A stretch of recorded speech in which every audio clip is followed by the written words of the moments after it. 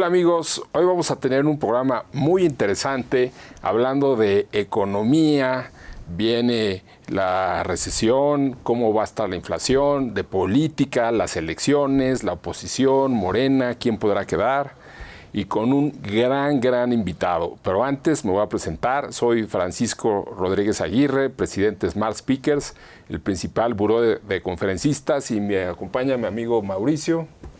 ¿Qué tal, Paco? Pues sí, como bien dices, Mauricio Reynoso, director general de la Asociación Mexicana en Dirección de Recursos Humanos, los saluda, y vaya líder de opinión que nos acompaña hoy. Pues voy a presentarlos.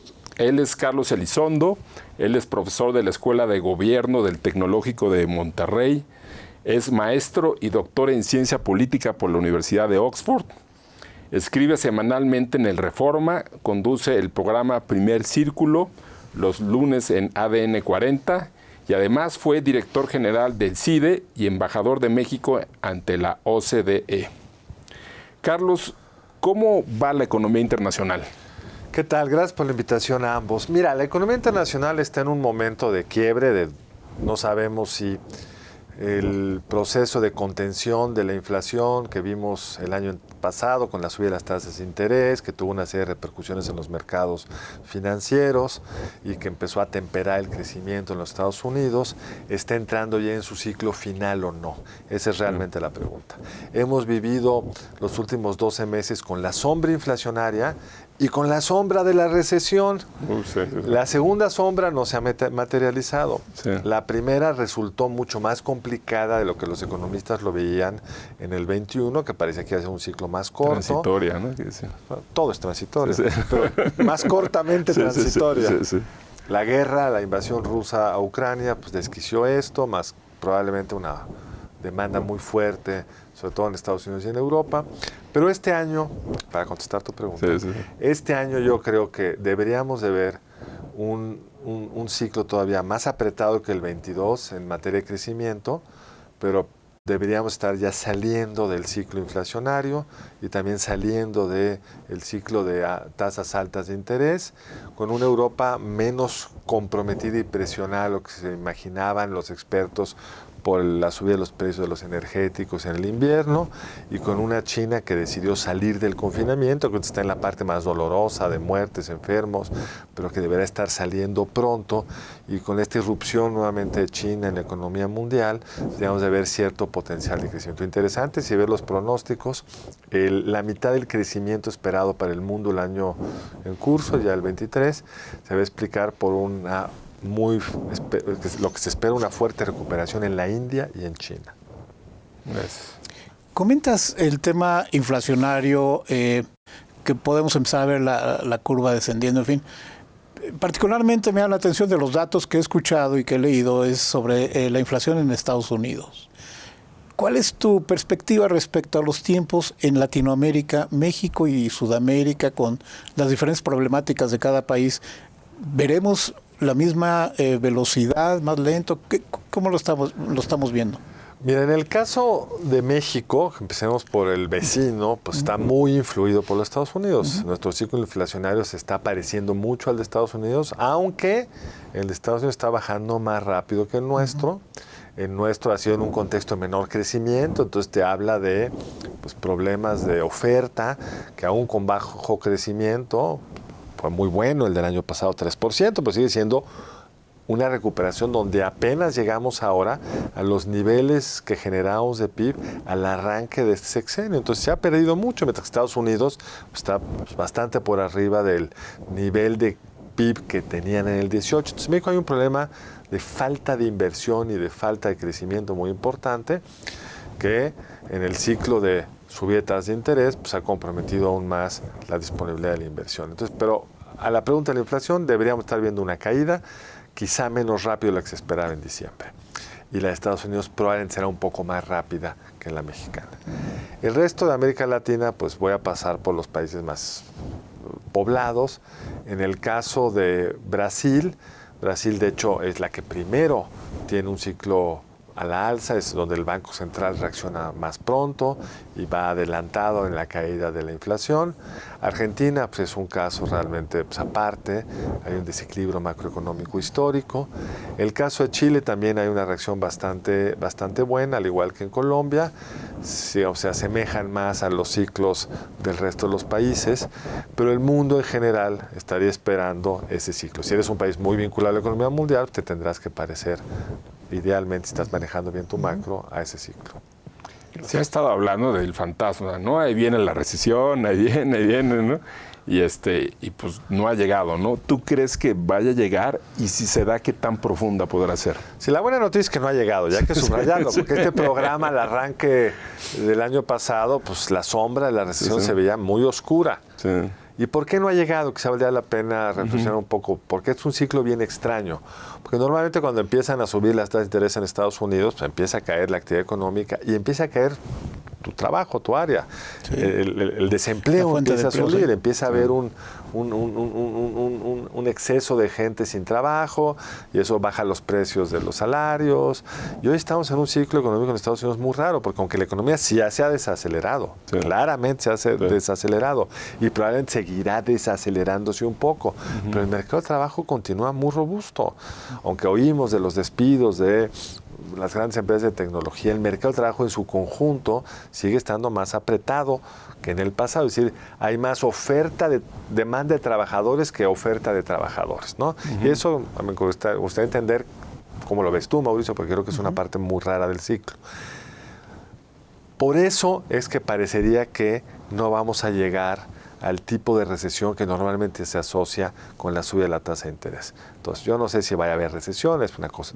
Técnicamente estuvimos en recesión el primer semestre del año, ¿no? Porque son 2 trimestres juntos, sin crisis. Pero no fue realmente algo que generara desempleo, que generara una serie de problemas asociados con la recesión. Entonces, lo que yo me imagino que veremos sería todavía una parte del ciclo de cierta desaceleración, y en la medida que van bajando las tasas de interés, que es lo que se espera, o que dejan de subir con la rapidez que están subiendo para después empezar a bajar, deberíamos de ver una recuperación para la segunda mitad del año. Gracias. Yo quiero aprovechar que estás con nosotros, Carlos, sobre todo para quienes son de mi generación. ¿Cuál es esa? De mi generación, no quiero es un chavito, a nadie, un chavito.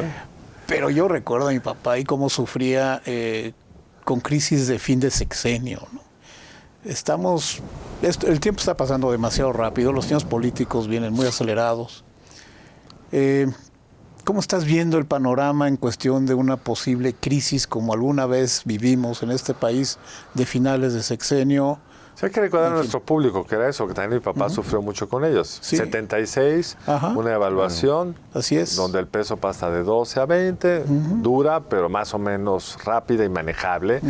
López Portillo entra con enorme optimismo, los inversionistas se recupera, pero el cierre del sexenio 82 fue terrorífico. Defenderé el peso como perro. Eso dijo el presidente López Portillo el 5 de febrero del 82, y creo que fue el 17 de febrero cuando viene la evaluación, y el peso pues se dispara de 23 a 50, y para hacer la historia rápida, a finales del año 82 estaba 150 pesos por dólar. Sí. O sea, nadie que no sea de esa generación entiende lo que eso significa. Luego tuvimos la crisis del 88, la crisis de la bolsa en el 87, 88, y bueno, cuando llegaron los tecnócratas que sabían hacerla, todavía nos recetaron la devaluación del 94. Correcto. Entonces sí había una como maldición sexenal que se rompe en el 2000. Y desde el 2000 no hemos tenido crisis de fin de sexenio. Y esta administración creo que tiene muy claro algunas cosas que hacen poco probable esa crisis. E incluso pues el peso ha decepcionado a quienes apostaron contra él, porque lo que tenemos es un peso particularmente fuerte. Tiene razón el gobierno que la divisa mexicana es de las que mejor se ha comportado en los últimos 12 meses respecto al dólar, y ha sorprendido a muchos de los analistas. ¿Por qué está sucediendo esto? Yo creo que por la gran diferencia entre el país de nuestros padres y que es también el de nuestros hijos, es que se construyeron una serie de pilares que López Obrador ha respetado. El primero es Una crisis cambiaria tiene como dos razones. Cuando se combina es cuando es mortal.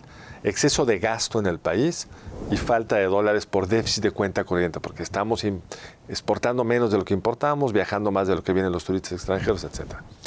En el sexenio de Salinas ahí hubo un cambio estructural que se llama Tratado de Libre Comercio. Entonces México es hoy, la economía mexicana, sobre todo como ahora está creciendo poco, pues genera a través de las exportaciones, la llegada de turistas, las remesas ahora, suficientes dólares. No trae un déficit de cuenta corriente. No tenemos que estar pidiendo prestado dólares para poder financiar nuestra actividad económica. La otra fuente de devaluación es pues, que haya un gasto público que se valide con un banco central que emite pesos, y ese es el otro gran reforma estructural de fines de Salinas. Después de los problemas, digamos, del asesinato ecológico, etcétera, pues que es la creación del Banco Central, entonces autónomo, y eso no nos evitó el 94, pero sí se fue validando después, y hoy tenemos una política monetaria pues, autónoma del presidente, y el presidente entiende muy bien que no hay que tener déficit público. Entonces estas cosas nos han dado pues, un país con estabilidad macroeconómica, a diferencia de otros países de América Latina, que en el 20 gastaron mucho dinero para apoyar a la gente, y les fue menos dura la crisis. México es de los países donde más cae la economía en la pandemia, de América Latina y del mundo, pues aquí no gastamos de más. Entonces las finanzas públicas están contenidas. Sí, gastando en cosas un poco absurdas o muy absurdas, como el Tren Maya, la refinería y eso, y no gastando en mejor sistema de salud, educativo, carreteras, etcétera.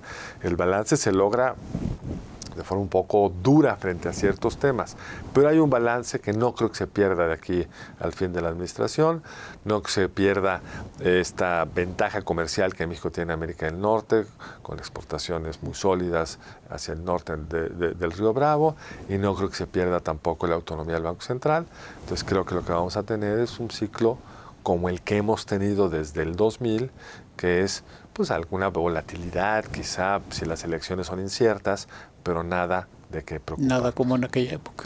Bien. Pues eso pinta bien. Ojalá que no me equivoque. Si no me invitan a explicar por qué me equivoqué. Bueno, pasemos al tema de política, ¿no? ¿Qué tantas probabilidades le ves a la oposición de ganar la presidencia? ¿Qué tantas posibilidades le ves a Morena? Y si queda Morena, ¿será tan fuerte el gobierno como el actual? Vamos a empezar con la segunda.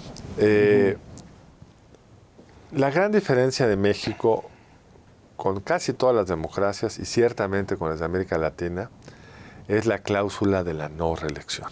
Sí. Si estuviéramos en Argentina, en Brasil, en Colombia, estaríamos hablando de si se va a reelegir, o a lo mejor ya no se puede reelegir inmediatamente, pero cuando regrese, esto hace que el ciclo político mexicano sea muy particular. Sí, claro. El presidente tiene muchísimo poder en el 5º año, pero todos los actores políticos saben que el 1 de octubre del 24 se va. Sí. Y aunque en la vida cualquier cosa puede pasar, que cambiara la Constitución para una reelección no consecutiva se ve muy poco probable. Claro. Entonces, eso hace que todo la dinámica del sexenio siguiente pues va a depender de qué sucede en la elección, quiénes son los candidatos y quién gana. Hoy parecería que la candidata al presidente se llama Claudia Sheinbaum, y hoy parecería que Morena tiene una ventaja muy amplia en intención de voto respecto a todos los otros partidos. Pero falta mucho para la elección. Sí. El grueso de los ciudadanos, que no son ociosos como nosotros, hoy no están muy preocupados por la elección del 24. Sí. Entonces, cuando tú ves las encuestas de hace 6 años y le preguntas a la gente, ¿por quién va usted a votar si hoy fueron las elecciones de la presidencia? En varias encuestas, Margarita Zavala y Andrés Manuel López Obrador estaban muy parecidos, ligeramente arriba del López Obrador. Pues la gente lo que te está realmente contestando, pues el nombre de Margarita Zavala me suena, el de López también, pero no se han puesto realmente a pensar cómo van a votar. Sí.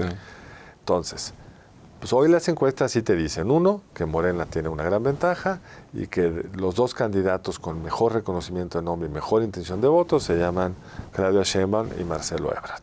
Esos son los datos de hoy. pero vamos a ver cómo va evolucionando esto, qué pasa en el Estado de México, que es la prueba primera que la coalición tendrá que pasar para mostrar que es eficaz. Si les va bien, ganando o perdiendo por poco, pues se podrá validar algún mecanismo para selección de un candidato que idealmente sea suficientemente democrático como para que incorpore el interés de la gente. Eso nos podría llevar a un 24 competitivo. Y está otro tema en juego bien importante, que es el famoso plan B del presidente. Sí. O sea, esa reforma electoral que ya pasó en la Cámara de Diputados, que estará por pasar en el Senado, destruye las capacidades del INE para llevar de forma correcta el proceso electoral. Incrementa de forma muy significativa la incertidumbre en el proceso. Hace mucho menos creíble el resultado en caso de un desenlace cerrado.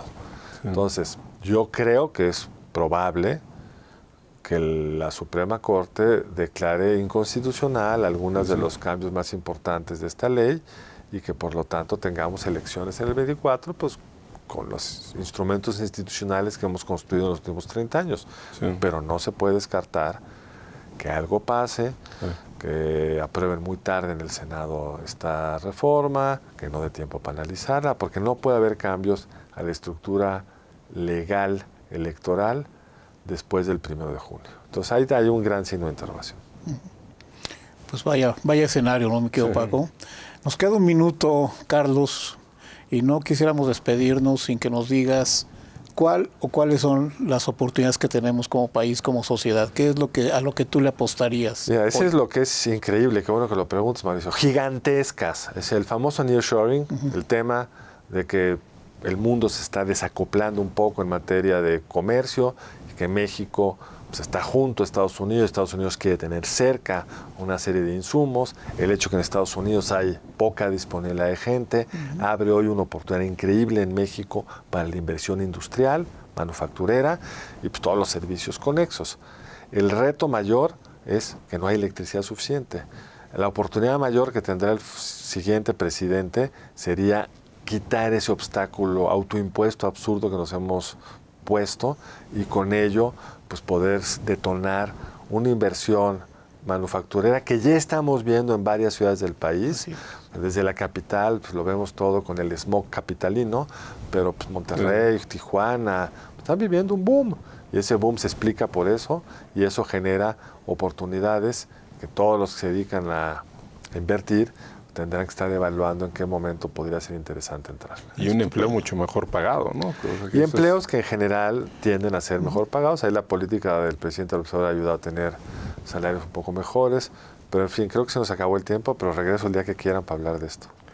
Va, que quede el compromiso, ¿no, Paco? Sí, me encantó el programa, lo explicas todo muy bien. Muchas gracias, Paco, y gracias por la invitación. No, pues mil gracias, Carlos, Mauricio. Gracias, amigos, Carlos. Los vemos hasta la próxima en una edición más de 18 minutos. Hasta luego.